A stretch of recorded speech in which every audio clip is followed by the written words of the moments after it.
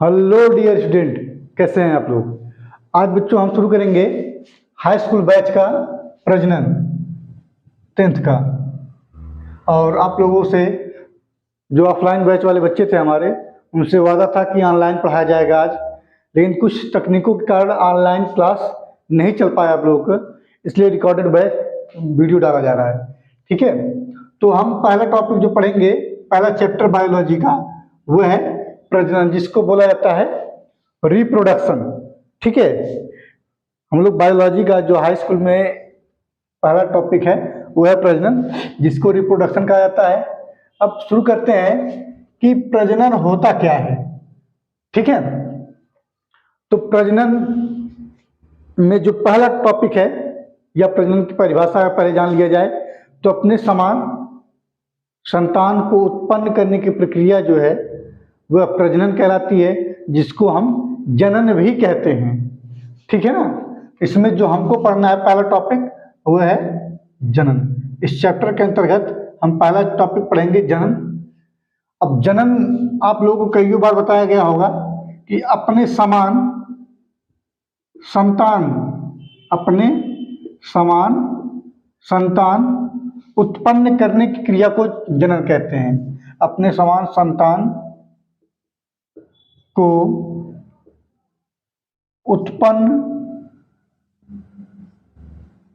उत्पन्न करने की क्रिया, उत्पन्न करने की क्रिया को जनन कहते हैं। ठीक है, ये है परिभाषा जनन की, कि जनन क्या होता है। अपने समान संतान को उत्पन्न करने की क्रिया को जनन कहते हैं। ठीक, अर्थात ये कह सकते हैं कि जीव जिस प्रक्रम के माध्यम से, मतलब कि इस पृथ्वी के जो जीव हैं, जिन क्रियाओं के माध्यम से अपनी संख्या में वृद्धि करते हैं, ठीक है, उसको जनन कहते हैं। भाई कोई न कोई क्रिया विधि होती होगी, तभी तो हम और आप आए हैं इस दुनिया में, उसे ही क्या कहते हैं, जन्म कहते हैं।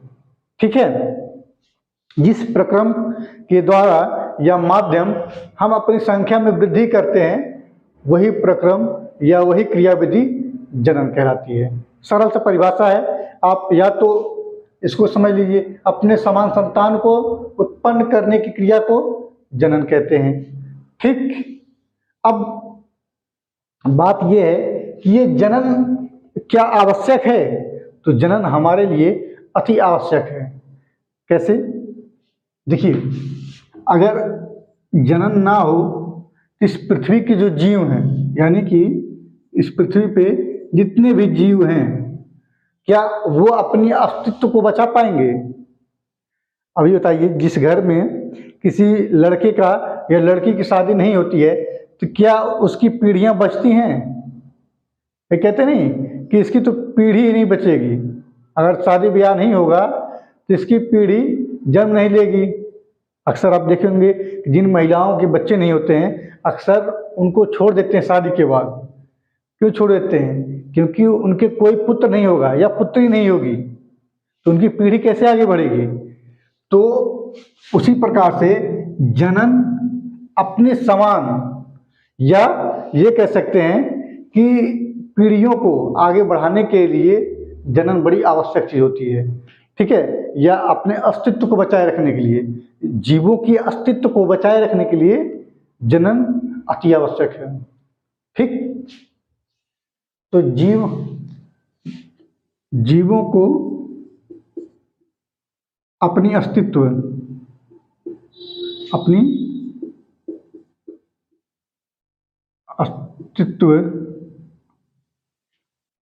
एक मिनट,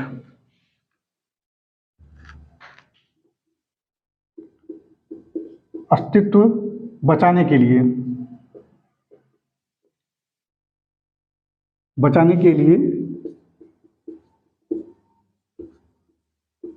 जनन आवश्यक है। जनन आवश्यक है। ठीक, जीवों को अपनी अस्तित्व बचाने के लिए जनन आवश्यक है। ठीक है भाई, मानव को मानव इस पृथ्वी से खत्म न होने पाए, इसीलिए तो जनन करते हैं, ताकि मानव की संख्या बनी रहे। पेड़ पौधों में भी जनन होता है, जानवरों में भी जनन होता है, कीटों में भी जनन होता है। यानी कि आप ये कह सकते हैं कि इस पृथ्वी पे जितने भी जीवित जीव हैं सब में जनन होता है। ठीक है, इस पृथ्वी पे जितने भी जीवित जीव हैं सब में सब जनन होता है। अब एक और शब्द है जनक। जिस तरीके से जनन है उसी तरीके से शब्द है जनक, कि जनक क्या होता है। ठीक है, तो जनक एक आप रामायण अगर देखे होंगे तो वहां पे था जनकपुरी, है ना, जनकपुर के राजा। तो जनक का अर्थ होता है कि जिनके बाद, जिनके द्वारा, जैसे माता पिता आप कह सकते हैं, माता पिता, जिनके द्वारा संतति की उत्पत्ति होती है, जिनके द्वारा संतति की या संतान की उत्पत्ति, आप सीधा कह सकते हैं संतान, जिनके द्वारा संतान की उत्पत्ति होती है उसे ही बोला जाता है जनक। यानी कि माता पिता द्वारा हमारा जन्म हुआ, हमारा और आपका। ठीक, तो हमारे माता पिता को क्या कहा जाएगा? हमारे माता पिता को कहा जाएगा जनक। ठीक है, एक शब्द आप लोगों में ये है। दूसरा शब्द है जनन कितने प्रकार का होता है। ठीक है, कि जनन कितने प्रकार का होता है, इसको समझ लेते हैं कि जनन कितने प्रकार का होता है। तो आप लोग जानते भी होंगे इसको, अगर ऑफलाइन बैच में हम एक आध दो बार चर्चा किए हैं इसके बारे में कि जनन कितने प्रकार का होता है। तो जनन मुख्य रूप से दो प्रकार का होता है।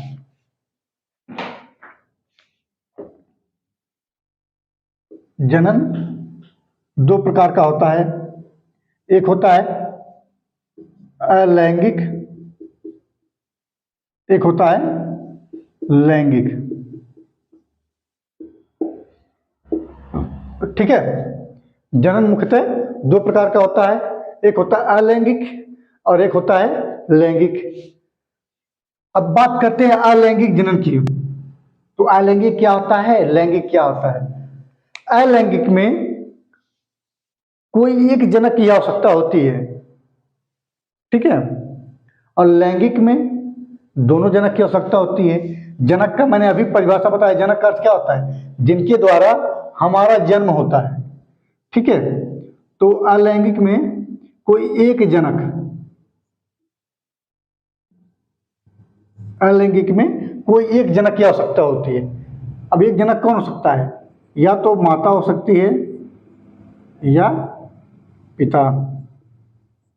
ठीक है, और लैंगिक में क्या होता है? दोनों जनक, दोनों जनक। यहां माता और पिता की जगह पे आप मादा और नर भी कर सकते हैं, दोनों जनक, यानी कि नर और मादा और मादा। ठीक, तो आई होप आप लोगों को ये डिफरेंस समझ में आया होगा कि अलैंगिक जन्म क्या होता है, लैंगिक जन्म क्या होता है। ठीक है, यानी कि देखिए एक सरल सा एग्जांपल है, हम लोग का जन्म क्या सिर्फ माता द्वारा हुआ है कि सिर्फ पिता द्वारा हुआ है? भाई दोनों के मिलने से, जब नर युग्मक और मादा युग्मक दोनों मिलेंगे तभी हम लोग का निर्माण होगा, यानी कि इंसानों का। तो हम लोग कौन से जनक हैं? हम लोग मानव, जो मानव हैं वो लैंगिक जनन करते हैं। ठीक है, और जो सरल प्रकार के पादप हैं, ये इसमें कह सकते हैं जटिल पादप, जटिल पादप। जटिल पादप का अर्थ ये नहीं होता कि वो बहुत घनघोर होता है या फिर बहुत ज्यादा उसमें टहनियां वगैरह होती हैं। जटिल पादप का अर्थ ये होता है कि जिसमें फूल बने, फल बने, ये सब चीजें हों। ठीक है, वो जटिल पादप होते हैं, जटिल पादप। इसमें क्या है कि इसमें फल वगैरह ज्यादा नहीं बनता है, ना फूल बनता है, इसमें नॉर्मली चीजें होती हैं, इसीलिए इसे सरल पादप कहा जाता है। सरल पादप। सरल पादप कौन सा जनन करते हैं? अलैंगिक जनन। ठीक है, तो लैंगिक जनन और अलैंगिक जनन में एक बार और अंतर देख लेते हैं। इसमें कोई एक जनक की आवश्यकता होती है, चाहे वो नर हो चाहे मादा। लैंगिक जनन में क्या होता है कि नर जनक और मादा जनक दोनों की आवश्यकता होती है। ठीक है, अब इसको थोड़ा सा हम और समझ लेते हैं। अलैंगिक जनन, इन दोनों में हम लोग को एक ही पढ़ना है। लैंगिक जनन को अलग से पढ़ना है, अलैंगिक जनन को अलग से पढ़ना है। हम अभी थोड़ा देर में अलैंगिक शुरू करते हैं। थोड़ा सा देख लेते हैं कि जनक, एक जनक यहाँ पे है, एक जनक यहाँ पे है। हम इसको मान ले रहे हैं नर, इसको मान ले रहे हैं ये मादा है और ये नर है। ठीक, अब यहां लिख देते हैं, अच्छा, मादा और नर। ठीक है, तो नर जो मादा जनक होती है उसमें बनता है अंडाणु।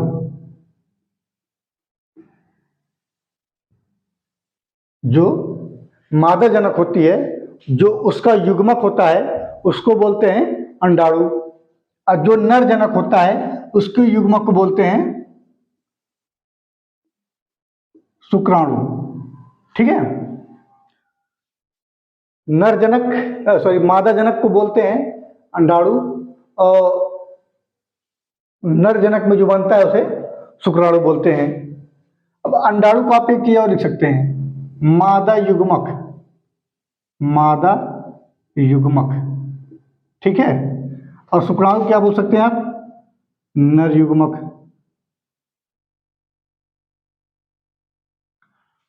जब नर युग्मक और मादा युग्मक का संलयन होता है, संलयन का अर्थ क्या होता है, जुड़ना। इसको यन से प्रदर्शित करते हैं और इसको भी यन से। आप कहेंगे यन से ही क्यों? क्योंकि हमारे अंदर यानी कि जंतु जगत में जो इंसान होते हैं उसमें गुणसूत्रों की संख्या कितनी होती है, 46 होती है। ठीक है, तो उसको किससे प्रदर्शित करते हैं, 2n से, यानी कि 2n = 46 जो गुणसूत्रों की संख्या होती है। अगर n की वैल्यू निकालना होगा तो कितना आएगा, 23 आएगा, भाई 2 से काट देंगे 46 को। तो ये होता है युग्मक, इसे बोलते हैं युग्मक, और इसको बोलते हैं 2n को बोलते हैं युग्मनज। ठीक है ना, तो यहाँ पे अंडाणु और शुक्राणु क्या है, दो युग्मक हैं, मादा युग्मक और नर युग्मक। जब दोनों युग्मक मिलेंगे आपस में तो यहाँ पे 2n का निर्माण होता है। ठीक है, क्योंकि हम संलयन कर रहे हैं, नर युग्मक और मादा युग्मक के मिलने की प्रक्रिया को संलयन या संलयन करने की प्रक्रिया को निषेचन कहते हैं। ठीक है, नर युग्मक और मादा युग्मक के संलयन की प्रक्रिया को निषेचन कहते हैं। ठीक, अगर निषेचन की परिभाषा से पूछा जाए तो क्या कहेंगे आप, यही ना कि नर युग्मक और मादा युग्मक दोनों जब मिले हैं तो क्या हुआ है, निषेचन कहलाया है। अब निषेचन के फलस्वरूप यानी कि जो निषेचन हुआ है उसके बाद क्या बनता है, युग्मनज बनता है, युग्मनज। ठीक है, हम फिर से एक बार परिभाषा को दोहरा देते हैं, नर युग्मक और मादा युग्मक के मिलने की प्रक्रिया या नर युग्मक और मादा युग्मक के संलयन की क्रिया को निषेचन कहा जाता है। ठीक है, ये निषेचन की परिभाषा होती है, नर युग्मक और मादा युग्मक के मिलने की प्रक्रिया को निषेचन कहा जाता है। निषेचन के फलस्वरूप यानी कि जब निषेचन हो जाता है तो किसका निर्माण होता है, युग्मनज का। ठीक है, अब आप देख लीजिए कितने गुणसूत्र बन गए, 46, जो एक बच्चे के निर्माण के लिए आवश्यक होता है। भाई हमारे अंदर 46 गुणसूत्र ही तो होते हैं। अगर यहाँ पे हम सीधा 2n ले लेते हैं, भाई आपके मन में तो ये भी आएगा सर हम ये इसको क्यों नहीं लिए, तो आप यहाँ पे 2n ले लेंगे और 2n यहाँ भी ले लेंगे, कितना हो जाएगा, 4n हो जाएगा। ठीक, जब 4n हो जाएगा तो n की मात्रा कितने, वैल्यू कितनी होती है, 23, तो 4n की जगह पे हम n की जगह कितना लिखेंगे, 23 × 4। सोचिए कितना हो जाएगा, 4 × 3 = 12, 4 × 8 = 9, 92 गुणसूत्र। ये इंसान से आप कुछ और बन जाएंगे, और क्या बनेंगे, पता नहीं। ठीक है, यानी कि 92वें गुणसूत्र पे आप कुछ और ही जीव बन जाएंगे। ठीक है ना। इसीलिए हम हमेशा क्या लेते हैं, नर युग्मक को और मादा युग्मक को, यानी कि यन जो युग्मक होता है वो लिया जाता है। और किसका निर्माण होता है, युग्मनज का। तो इसमें कोई एक जनक से हो गया काम नहीं ना, हम क्या लिए, मादा जनक भी लिए, नर जनक भी लिए, तभी तो जाकर के निषेचन हुआ है। तो ऐसे निषेचन को लैंगिक जनन कहा जाता है, जिनमें नर युग्मक और मादा युग्मक दोनों की आवश्यकता हो, उसे लैंगिक जनन कहते हैं। ठीक है, और जिसमें सिर्फ एक जनक हो, चाहे नर हो चाहे मादा, वो अलैंगिक होता है। अलैंगिक की थोड़ी सी विशेषता हम देख लेते हैं कि अलैंगिक जनन की विशेषता क्या होती है। ठीक है,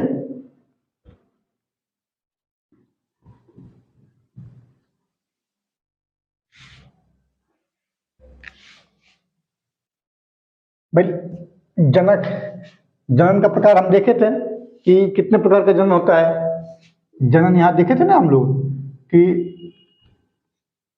जनन कितने प्रकार का होता है। तो दो प्रकार हम बताएं, एक अलैंगिक और एक लैंगिक। ठीक, अलैंगिक में देखिए, इसमें शुक्राणु का निर्माण नहीं होता है अलैंगिक में। ठीक, अलैंगिक में किसका निर्माण नहीं होता है, शुक्राणु का निर्माण नहीं होता है। और क्या होता है, अंडाणु का भी निर्माण नहीं होता है।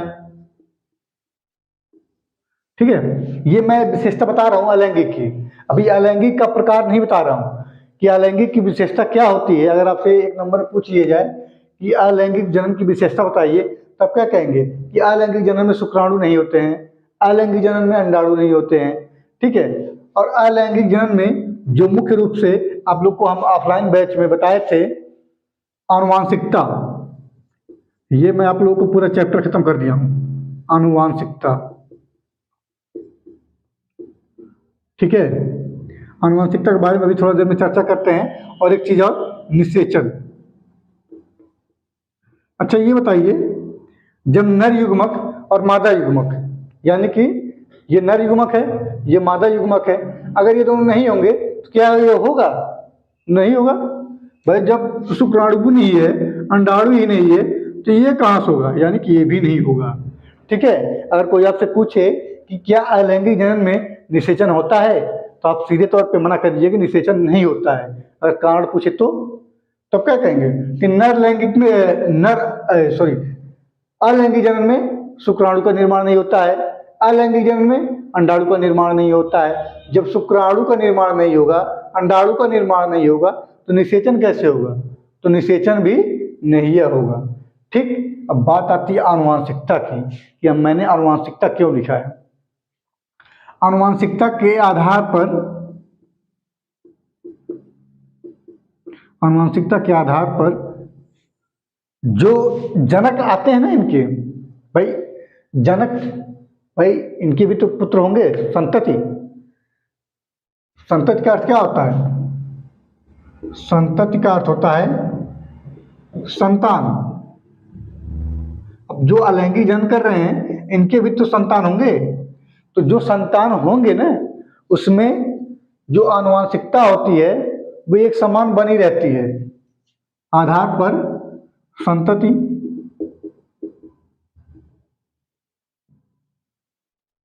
संतति एक समान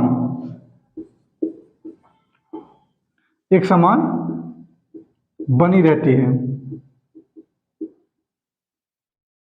ठीक है, आनुवांशिकता के आधार पर संतति एक समान बनी रहती है। अगर उदाहरण के तौर पर देखा जाए तो हमारे खेतों में जो गेहूं बोया जाता है या धान बोया जाता है, क्या उसी को दोबारा बोया जाता है? बहुत कम लोग होते हैं जो उसी गेहूं को दोबारा यूज करते हैं।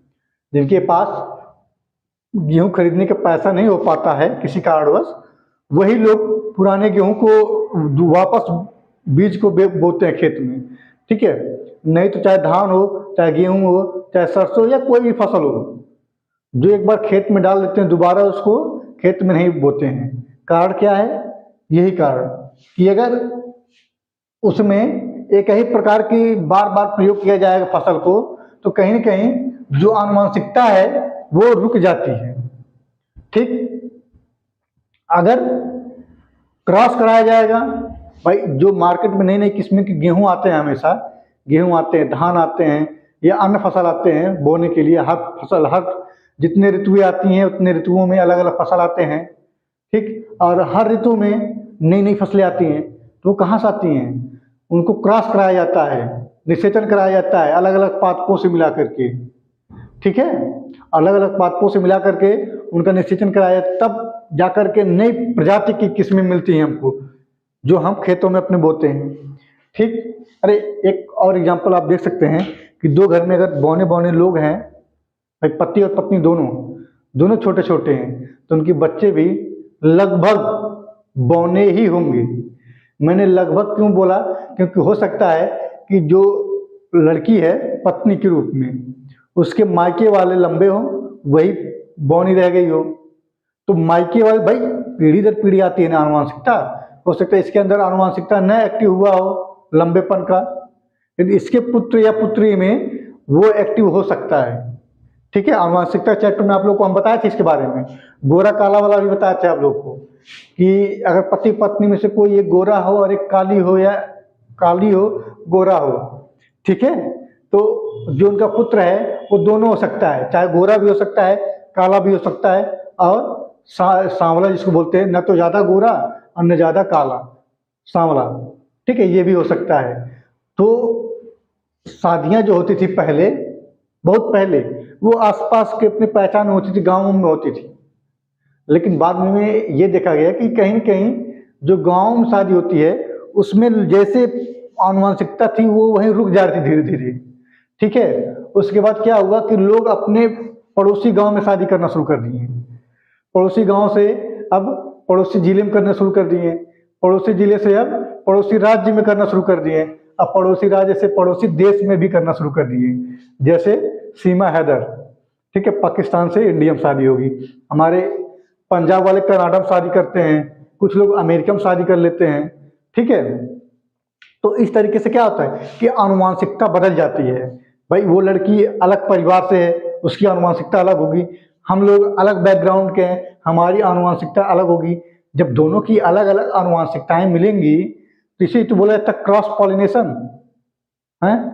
संकर जो है, जो संकर शब्द है आप लोग को हम बताए थे, संकर क्या होता है कि दो अलग अलग प्रजातियों को मिला करके एक तीसरी प्रजाति का निर्माण करना कहलाती है संकर। ठीक है, तो आनुवंशिकता के आधार पर संतति एक समान बनी रहती है। भाई अगर एक ही जगह पे आप एक ही कास्ट में शादी करते हैं, एक ही कास्ट में शादी करते हैं या आसपास ही शादी करते हैं, तो कहीं न कहीं आनुवंशिकता जो होती है वो रुक जाती है। ठीक, इसीलिए सरकार अब प्रमोट कर रही है कि ज़्यादा से ज़्यादा आप लोग अन्य कास्टों में भी शादी करें। ठीक है, अन्य कास्ट का विषय, upper caste, lower caste, middle caste जो भी हैं, सभी कास्ट अपने अलग अलग जाति को छोड़ करके भी शादी करें। सरकार उसको प्रमोट करती है। क्यों प्रमोट करती है? कारण उसका यही है कि आनुवंशिकता ना रुके, आनुवंशिकता बदले उनकी। ठीक है ना, तो ये बात थी अलैंगिक की। और लैंगिक में क्या होता है, आप यही कह सकते हैं लैंगिक में किसमें शुक्राणु बनते हैं, लैंगिक जन्म शुक्राणु की जरूरत होती है, लैंगिक जन्म में अंडाणु की आवश्यकता होती है, अंडाणु की आवश्यकता होती है, लैंगिक जन्म में निषेचन होता है, निषेचन होता है। ठीक, और लैंगिक जन्म में क्या होता है कि संतति एक समान नहीं बनी रहती है, संतति में विभिन्नताएं आती हैं, संतति में विभिन्नताएं आती हैं। ठीक है, ये चार चीजें इसमें ये तो नेगेटिव है, ये भी नेगेटिव है, ये भी नेगेटिव है। इसमें क्या था कि संतति एक समान बनी रहती है, ये भी नेगेटिव है। इसमें चारों पॉजिटिव हैं। लैंगिक जन्म में शुक्राणु भी बन रहा है, लैंगिक जन्म में अंडाणु भी बन रहा है, और लैंगिक जन्म में निषेचन भी होता है, और लैंगिक जन्म में संतति जो होती है, यानी कि जो बच्चे पैदा होते हैं वो कैसे होते हैं, विभिन्न प्रकार के। विभिन्न प्रकार का अर्थ ये नहीं है, मतलब दोनों परिवार से जो आनुवंशिकता है वो बनी रहेगी। भाई एक परिवार बहुत होशियार है, एक परिवार थोड़ा सा कम होशियार है, तो जो बच्चा होगा हो सकता है कि दोनों को मिश्रण हो सकता है बहुत ज़्यादा होशियार बने वो। ठीक है, तो बच्चों जनन हमने यहाँ थोड़ा बहुत देखा गया हम लोग। अब जनन कितने प्रकार का होता है, लैंगिक और अलैंगिक, ये हमने ऊपर से बता दिया है। अब पढ़ेंगे हम प्रकार कि अलैंगिक कितने प्रकार होते हैं और लैंगिक कितने प्रकार होते हैं। ठीक है, लैंगिक में जो कितने भाई लैंगिक देखेंगे तो इसमें विखंडन होता है, द्विखंडन होता है, कई सारी चीजें होती हैं, वो हम लोग आगे पढ़ेंगे। ठीक है, तब तक वीडियो को आप देखिए और लाइक सब्सक्राइब शेयर जरूर करें, अपने दोस्तों से जरूर इस वीडियो के बारे में बताएं ताकि अन्य लोगों को भी इस चीज़ का लाभ मिल सके। Thank you.